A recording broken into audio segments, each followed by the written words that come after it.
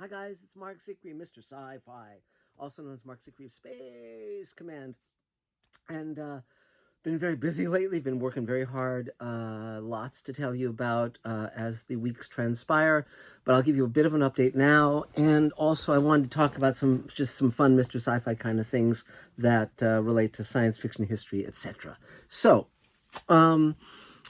First of all, in terms of Space Command, we've assigned virtually all of the VFX shots that remain in the second hour of the pilot. They're all being generated now in America and Chile and Germany by our crack VFX team, and so we're looking at, I think, January to finish if we're lucky, and everything goes smoothly, and I can generate enough money. So if you want to buy Space Command shares or throw some money our way, that's appreciated because VFX do cost money, even for Space Command. And meantime, we've been building the alien spaceship, building the alien creature for the fourth hour that we're shooting, not including the 2-hour pandemic episode.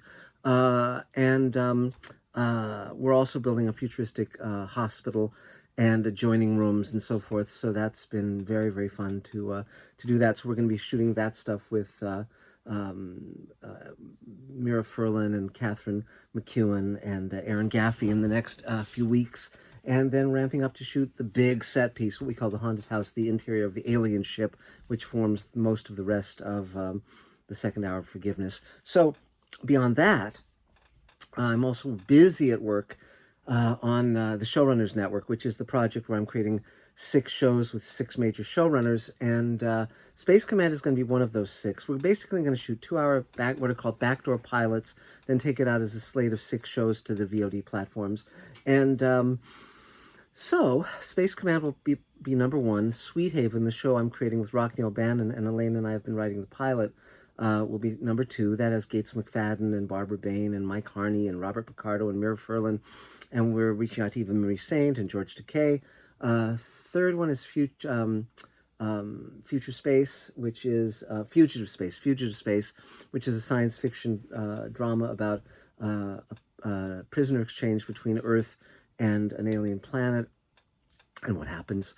And that's got Mark Fergus and Hawk Ostby attached. They're the creators and showrunners of The Expanse television series, and also wrote Children of Men and Iron Man. So then I'm also in conversation with the Serling family on doing a Rod Serling project.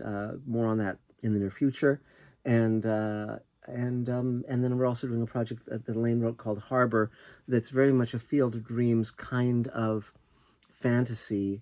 If you like Walking Distance and Stop at Willoughby, from the Twilight Zone, you'll very much like this show. It's about second chances in a small town, an otherworldly small town where you get them if you are brave enough to accept the gift. So it's very, very fun. And a friend of mine who's created a number of shows and been on a lot of hit shows as an executive producer is reading the script now to see if he'll be coming aboard that project. So, and then Magic Time. We're also going to be doing Magic Time, which is based on my 3 novels where all the machines in the world stop running and magic comes back. Elaine and I wrote the 2-hour pilot, which I then sold as a trilogy of novels that HarperCollins published and Blackstone Audio put out. And that's going to be a lot of fun, too. Ian McCaig is the creature designer. And lots to come. So that's pretty cool stuff. And also writing the Green Lighting Yourself book, which will be coming out from Silman James as soon as I finish it. And other things crop up too, so there'll be lots of Mr. Sci-Fi commentaries coming soon. If you have ones that you want to see, please let me know in the comments below. Be sure to subscribe to Mr. Sci-Fi, and we have a Patreon account. You can help us out that way. We'll probably do another Kickstarter account in the near future, just trying to keep everything moving forward in terms of post and prep. And that's what's going on. So, but meantime, I just want to talk about an interesting little subject that I've never talked about before relating to science fiction. Now, as you know, I'm a huge fan of 1950s science fiction, as you can see from behind me, and 60s science fiction. I grew up in the 60s and 70s, so I was reading used books, and they mainly came from the 50s and 60s. So it was a strong influence on me. But there were several interesting curiosities, and I wanted to share them with you. The first is, they would often publish a science fiction book in America, and then also publish it in England, and often the covers would be different, which if you've ever seen the British editions, which you can look at this stuff on eBay very easily, you can see the differences, and it's always been fascinating. I've loved cover art since I was a kid, but something that I don't know, I've never seen anyone talk about this, is sometimes they would take the cover art from an American book and use it in England, but on a different book. And sometimes even the publishers of the American edition would use it on a different book. So let me show you a couple of examples. For instance, this is The Illustrated Man. This is the British first edition of the paperback. And then this is the British edition of The Shores of Space. So let's put these side by side, and you can see same guy, same figure. And they just changed like to a little moonscape on the Matheson book. Matheson, interestingly enough, was a protege of Ray Bradbury's, and he, of course, went on to do The Incredible Shrinking Man and, I Am Legend, and wrote for Twilight Zone and Star Trek, an amazing, amazing guy in every way.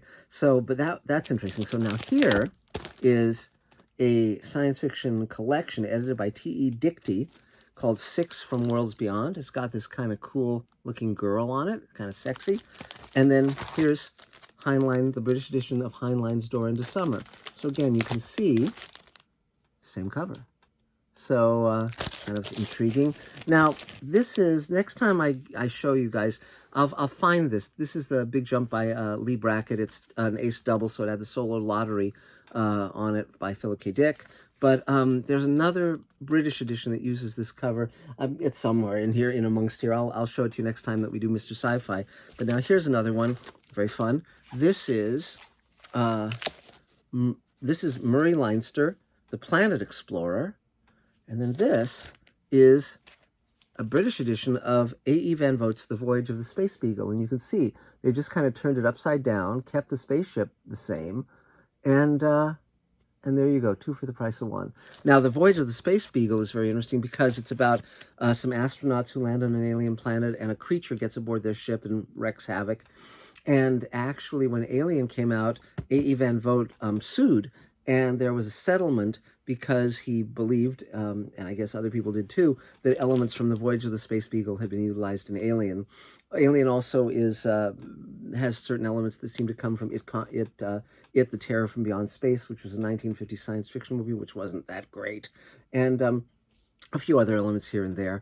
But of course, Alien really was a game changer, and so this is maybe a paperback that worked well, but Alien is one of a kind. So that's sort of how we had the same but different in terms of covers. But there also were science fiction writers who often would be writing so much that they would write under a variety of pseudonyms. Now, one of them was Isaac Asimov, who wrote juvenile novels, the Lucky Star novels, under the name Paul French. And you can see it's rather curious. It has a space dog, but, he's only got a space helmet and oxygen, and, his body is kind of exposed to the elements, apparently. But anyway, so that's kind of interesting. And then there was a writer named Robert Heinlein. You see many of his books over there. And he, unlike Asimov, he didn't change his name on these books that were juveniles, and he was also writing adult novels, as was Asimov.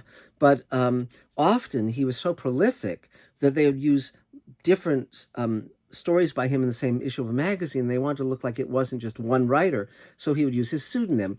Now, one of his pseudonyms was, his middle name was Anson. We named Anson Kemmer after Robert Anson Heinlein, but he had a pseudonym Anson MacDonald. So interesting enough, here's a magazine that printed supposedly 2 science fiction novels in one magazine, and there's Beyond This Horizon by Anson MacDonald.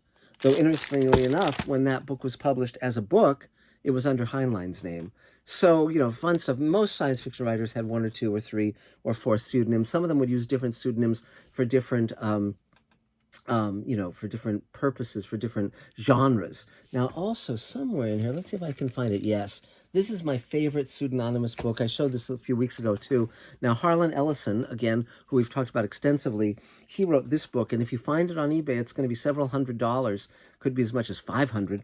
And this is Sex Gang, which he wrote violent stories of naked passion, lust in the big city jungles, and he put the pseudonym Paul Merchant on that one.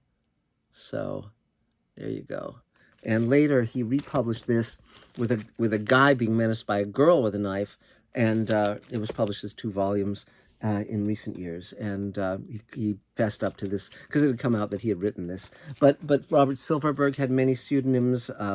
Many of these writers had pseudonyms. Because they were just pounding it out, earning maybe $1,000 for a novel, maybe a penny a word or 5 cents a word for a magazine story, and so they had to be very, very fast and you know, and make it work, you know, make a living any way they could. And so, and in some cases, you know, they know all of the different pseudonyms writers wrote by, but in some cases they don't. So there are probably still a number of short stories out there, and perhaps even novels, where no one knows that it was written by someone who became very famous. But that's rather fascinating. And in recent years, you'll every now and then see someone writing pseudonymously. J.K. Rowling did that. Stephen King did that. In the earlier years of his career, where he wrote under the name Richard Bachman, but you know, so it still happens every now and then, but not commonplace the way it was back in the day. So anyway, I thought you might enjoy seeing some of these fun examples, because I love all of this stuff, and when I come across this stuff, it's just delightful, because you know, they were putting out these books very, very quickly, and these short stories very quickly, and there were tons of magazines back in the 50s, science fiction magazines, and they had to fill the pages, and so they would do it any which way they could. The amazing thing, of course, is that out of all of this scraping to make a living came very high quality work by some of the greatest writers I've ever read. And so if you check out Ray Bradbury, if you check out Harlan Ellison or Theodore Sturgeon or Robert Sheckley, you know, etc., Arthur C. Clarke, of course, you'll be very well rewarded for your time and your trouble. And that's about it for now. So again, subscribe to Mr. Sci-Fi. Check out the ways to support us down below. We'll be posting a number more commentaries very, very soon, because we've got a lot to talk about. And if you have questions or comments, you can add them down there. I actually read a good number of them. And that's about it for now, guys. So stay safe, stay well, and we'll talk again next time. Bye, guys.